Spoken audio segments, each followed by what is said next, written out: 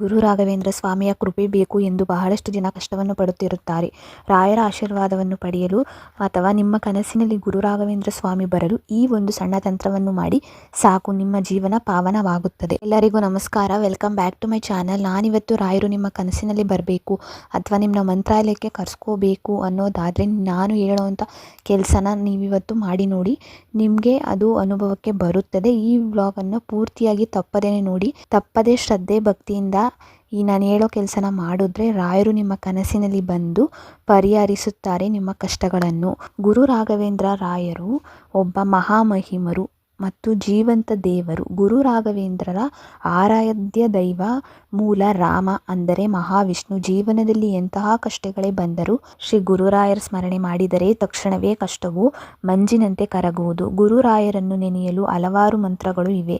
ಅದರಲ್ಲಿ ರಾಘವೇಂದ್ರ ಗಾಯತ್ರಿ ಮಂತ್ರ ತುಂಬಾ ಶ್ರೇಷ್ಠವಾದದ್ದು.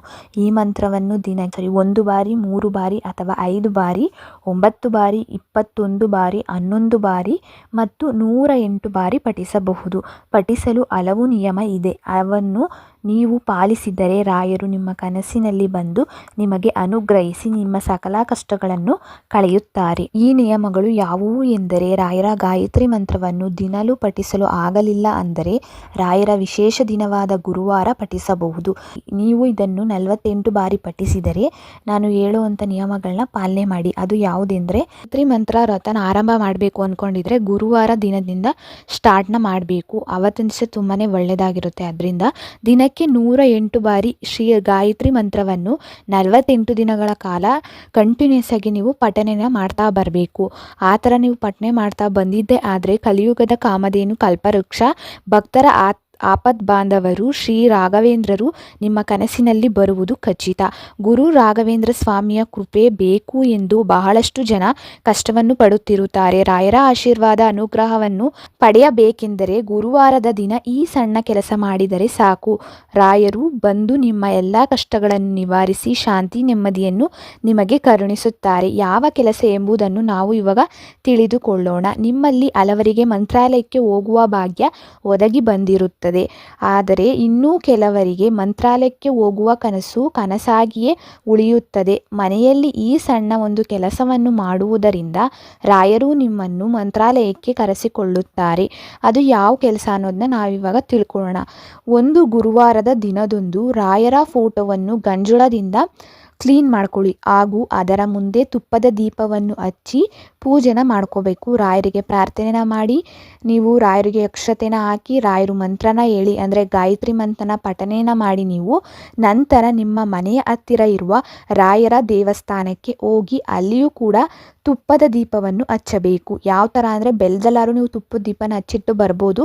ಇಲ್ಲಾಂದರೆ ಮಾಮೂಲಿ ದೀಪಗಳೇ ಬರುತ್ತಲ್ಲ, ಅದರ 2 ದೀಪ 5 ದೀಪ ಆ ಥರ ದೀಪನ ನೀವು ಹಚ್ಬಿಟ್ಟು ಬರ್ಬೋದು. ಹಚ್ಬಿಟ್ಟು ರಾಯರು ಮುಂದೆ ಮೊದಲಿಗೆ ರಾಯರಿಗೆ ಆರತಿನ ಮಾಡಿ ನಿಮ್ಮ ಸಂಕಲ್ಪನ ಮಾಡಿಕೊಂಡು ಪ್ರಾರ್ಥನೆನ ಮಾಡಿ ನೆಕ್ಸ್ಟ್ 3 ಪ್ರದಕ್ಷಿಣೆನ ಬಂದು ನೀವು ನಂತರ ರಾಯರು ಬಲಭಾಗಕ್ಕೆ ನಿಂತು ಆರತಿನ ಮಾಡಿ ನಿಮ್ಮದು ಸಂಕಲ್ಪ ಆಗಿರ್ಬೋದು, ನಿಮ್ಮ ಕಷ್ಟಗಳಾಗಿರ್ಬೋದು ಎಲ್ಲನೂ ಹೇಳ್ಕೊಂಡು ರಾಯರು ಬಲಭಾಗದಲ್ಲೇ ಆ ದೀಪನ ಇಟ್ಬಿಟ್ಟು ಮತ್ತು ರಾಯರು ಹತ್ರ 11 ರೂಪಾಯಿ ಕಾಣಿಕೆನೂ ಕೂಡ ನೀವು ಹಾಕ್ಬಿಟ್ಟು ಬರಬೇಕು. ಉಂಡಿಗೆ 11 ರೂಪಾಯಿನ ಕಾಣಿಕೆ ಹಾಕ್ಬಿಟ್ಟು ನಿಮ್ದು ಏನೇ ಕಷ್ಟ ಇರ್ಬೋದು, ನಿಮ್ದು ಏನೇ ಸಮಸ್ಯೆಗಳಿರ್ಬೋದು ಅದನ್ನ ಪರಿಹಾರ ಮಾಡಬೇಕು ತಂದೆ ಅಂತ ಹೇಳ್ಬಿಟ್ಟು 48 ದಿವಸ ನಾನು ಈ ಥರ ಕೈಗೊಂಡಿದ್ದೀನಿ ಗಾಯತ್ರಿ ಮಂತ್ರನ ಪಠನೆ ಮಾಡೋದಕ್ಕೆ ಅಂದ್ಬಿಟ್ಟು ನೀವು ಅಷ್ಟರಲ್ಲಿ ಇದನ್ನ ನೆರವೇರಿಸ್ಕೊಡ್ಲೇಬೇಕು ಅಂತ ಅಂದ್ಬಿಟ್ಟು ನೀವು ಕಾಣಿಕೆನೂ ಕೂಡ ಹಾಕ್ಬಿಟ್ಟು ಬಂದರೆ, ಈ ರೀತಿ ಮಾಡುವುದರಿಂದ ರಾಯರು ನಿಮ್ಮ ಕಷ್ಟಗಳನ್ನು ಪರಿಹರಿಸುತ್ತಾರೆ ಮತ್ತು ನಿಮ್ಮನ್ನು ಮಂತ್ರಾಲಯಕ್ಕೆ ಕರೆಸಿಕೊಳ್ಳುತ್ತಾರೆ. ಈ ವ್ರತವನ್ನು ಮಾಡುವಾಗ ಯಾವುದೇ ಕಾರಣಕ್ಕೂ ನಾನ್ ವೆಜ್ನ ತಿನ್ನಬಾರ್ದು, ಅದು ನೆನಪಲ್ಲಿ ಇಟ್ಕೊಬಿಡಿ. ರಾಯರು ಆಶೀರ್ವಾದ ನಿಮ್ಮ ಮೇಲೆ ಸದಾ ಇರಲಿ, ಆಯುಷು ಆರೋಗ್ಯವನ್ನು ನಿಮಗೆ ಕರುಣಿಸಲಿ.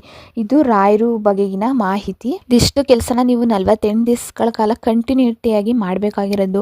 ಇನ್ನು ಹೆಣ್ಮಕ್ಳಿಗೆ ಪೀರಿಯಡ್ಸ್ ಇದೆ ಅಂದರೆ ಸ್ಟಾಪ್ ಮಾಡಿ ಮತ್ತೆ ಕಂಟಿನ್ಯೂಯಸ್ ಆಗಿ ಹಂಗೆ ಕಂಟಿನ್ಯೂ ಮಾಡ್ಬೋದು, ಏನೂ ತೊಂದರೆ ಆಗೋದಿಲ್ಲ. ಇನ್ನೂ ಒಂದ್ಸರಿ ಮಾಡಿ ನೋಡಿ, ನಿಮಗೆ ಅರ್ಥ ಆಗುತ್ತೆ ಏನು ಅಂತ. ತುಂಬಾ ಪವರ್ಫುಲ್ಲು ಗಾಯತ್ರಿ ಮಂತ್ರನ. ನಿಮ್ಗೆ ಸಾಧ್ಯ ಆಗುತ್ತೆ ಅಂದರೆ 48 ದಿವಸ ಮಾಡಿ, ನಿಮಗೆ ಒಂದು ಪರಿಹಾರ ಅಂತೂ ಸಿಕ್ಕೇ ಸಿಗುತ್ತೆ. ರಾಯರು ಒಂದು ಪರಿಹಾರನ ಕೊಟ್ಟೇ ಕೊಡ್ತಾರೆ ನಿಮ್ಮ ಜೀವನದಲ್ಲಿ. ಇದಿಷ್ಟು ನನ್ನ ರಾಯರು ಬಗೆಗಿನ ಮಾಹಿತಿ. ಚಾನಲ್ನ ಸಬ್ಸ್ಕ್ರೈಬ್ ಮಾಡಿ ಆ್ಯಂಡ್ ಬೆಲ್ ಐಕಾನ್ನ ಪ್ರೆಸ್ ಮಾಡ್ಕೊಳ್ಳಿ. Thank you for watching.